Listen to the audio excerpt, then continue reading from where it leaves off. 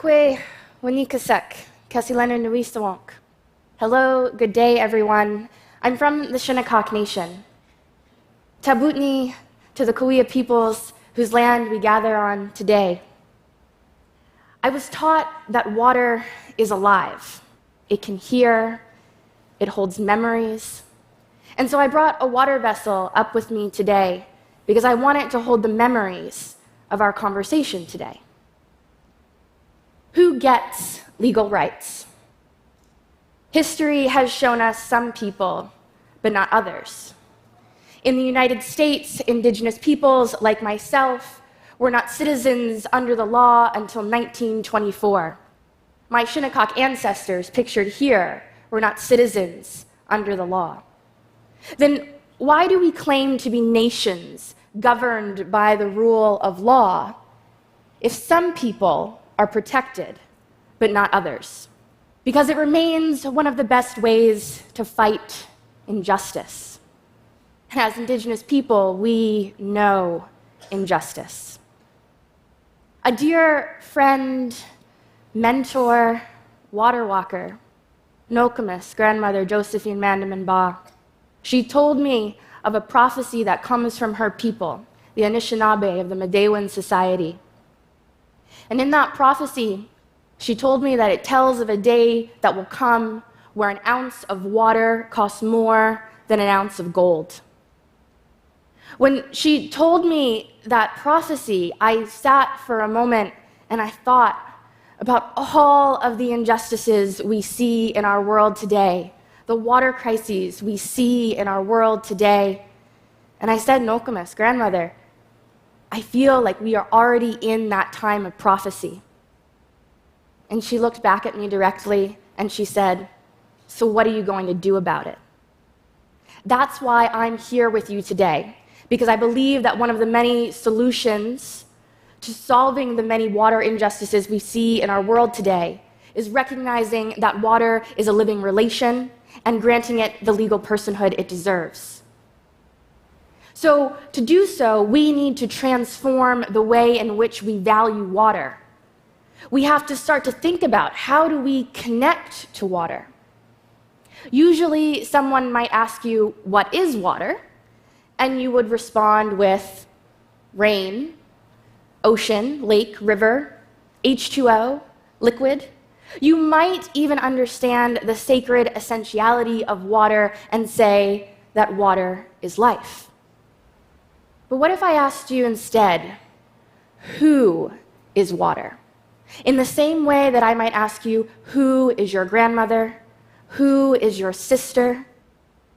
That type of orientation fundamentally transforms the way in which we think about water, transforms the way in which we make decisions about how we might protect water. Protect it in the way that you would protect your grandmother, your mother, your sister, your aunties. That is the type of transformation that we need if we are going to address the many water crises we see in our world today. These harrowing water crises that have streamed across our digital devices in countdowns to day zero, the point at which municipal water supplies are shut off. Places like Cape Town, South Africa, where in 2018, residents were limited to 2-minute showers and 23 gallons of water per day per person. Or just this past summer, where the mismanagement of water led the streets of Chennai to be lined with thousands of plastic water jugs, as residents waited hours for water tankers to deliver water first by rail, then by truck to meet their daily needs. Or even here in the United States, one of the most developed nations in the world, today Flint, Michigan still does not have clean water. But you are likely unfamiliar with these water crises, such as Nishnawbe First Nation in Northern Ontario, Canada, where residents have been on a boil water advisory since 1995. Or Grassy Narrows First Nation, which for decades has been dealing with water contamination from the paper mill industry, and where a recent study found that nearly 90% of the indigenous population has some form of mercury poisoning causing severe health complications.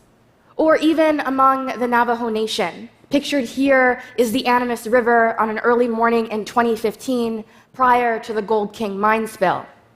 After the spill leaked millions of hazardous mine waste into the river system, this was it later that day. Today, the Navajo Nation and the Diné people and the river itself are still trying to recover from contamination. Or even right here in Palm Springs, California, where the Agua Caliente Band of Kuya Indians has been fighting for decades to protect groundwater from exploitation so that future generations can not only live but thrive in their homelands as they have since time immemorial. You see, a recent study by Dig Deep and the US Water Alliance found that race in the United States is the strongest predictor of water and sanitation access. And that for us as Native American people, we are the group most likely to have access issues as it comes to water and sanitation. So, as an Indigenous legal scholar and scientist, I believe that many of these water injustices are the result of the Western legal system's failure to recognize the legal personhood of water. And so we must ask ourselves, who is justice for? Humanity alone? We've granted legal personhood to corporations. In the US, the Supreme Court found in Citizens United that a corporation was a person with similar protections under the Constitution, such as freedom of speech, and applied similar reasoning in Hobby Lobby, finding that a corporation had the right to freedom of religion and defense against implementation of the Affordable Care Act for its employees. Now, these are controversial cases, and as a Shinnecock woman and a legal scholar, they make me question the moral compass of the Western world, where you can grant legal personhood to a corporation, but not nature. You see, legal personhood grants us the ability to be visible in a court of law and to have our voices heard as a person protected under the law. And so if you can grant that to a corporation, why not the Great Lakes? Why not the Mississippi River? Why not the many waterways across our planet that we all depend on to survive? We know we are in a global climate crisis, but globally, our waters are also threatened, and we are facing a global water crisis. And if we want to address these crises in our lifetime, we need to change. We need to fundamentally transform the way in which we value water. And this is not something new for us as Indigenous peoples. Our Indigenous legal systems have a foundational principle of understanding our non-human relations as being living and protected under our laws. And even for the Western world, environmental legal theorists have argued for the rights of nature since the 1970s. But we need to do better. We need to change. And we need to grant legal personhood to water because it affords the following rights and protections. It grants water the right to exist, flourish, and naturally evolve. And most of all, it protects the water from us, from human beings that would do it harm, from human-caused climate change impacts, from pollutants, and from man-made contamination. Moreover, it reverses the accepted hierarchy of humanity's domination over nature. As human beings on this planet, we are not superior to other beings on this planet. We are not superior to the water itself. We have to learn how to be good stewards again. We often imagine that the world is filled with infinite water. In fact, it's not. This planet, Ogi, Mother Earth, has very finite freshwater resources. Currently, nearly 2 billion people live in countries experiencing high water stress. It is also estimated that by 2030, up to 700 million people could be displaced worldwide due to water scarcity. We have to address this crisis. And so it's time for us to change. We have to transform the way in which we value water. And we can do that. We can learn to be good stewards again. We can create laws through which we grant legal personhood to water. We can start to honor the original treaties between Indigenous peoples and non-Indigenous peoples for water protection. We can appoint guardians for the water that ensure the water's rights are always protected. We can also develop water quality standards that have a holistic approach that ensure the well-being of the water before our human needs. And moreover, we can work to dismantle exclusive property ownership over water. And there are amazing, successful examples of this around the world. The Whanganui River in Aotearoa, New Zealand, and the Ganges River in India were both granted legal personhood in 2017. And even this year, the residents of the city of Toledo recognized the legal personality of Lake Erie. And right here in California, the Yurok tribe granted legal personhood to the Klamath River. You see, I imagine a world where we value water as a living relation, where we work to restore our connection to water. As women, we are water carriers. We nurture water in our wombs for 9 months. It's the first medicine that each of us as human beings is exposed to. See, we are all born as human beings with a natal connection to water. But somewhere along the way, we lost that connection, and we have to work to restore it. Because I imagine a world in which water is healthy and ecosystems are thriving.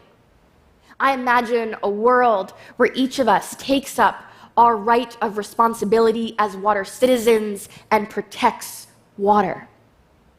So, in the words of Nokomis, what are you going to do about it? What are you going to do for the water? Well, you can call your local politician, you can go to a town meeting, you can advocate for granting legal personhood to water. You can be like the residents of the city of Toledo and build from the grassroots and craft your own legislation if the politicians won't write it, recognizing legal personality of water. You can learn about the indigenous lands and waters that you now occupy and the indigenous legal systems that still govern them. And most of all, you can connect to water. You can restore that connection. Go to the water closest to your home and find out why it is threatened. But most of all, if you do anything, I ask that you make a promise to yourself, that each day you will ask, what have I done for the water today? If we are able to fulfill that promise, I believe we can create a bold and brilliant world where future generations are able to form the same relationship to water that we have been privileged to have, where all communities of human and non-human relations have water to live because water is life. Tabutni, thank you.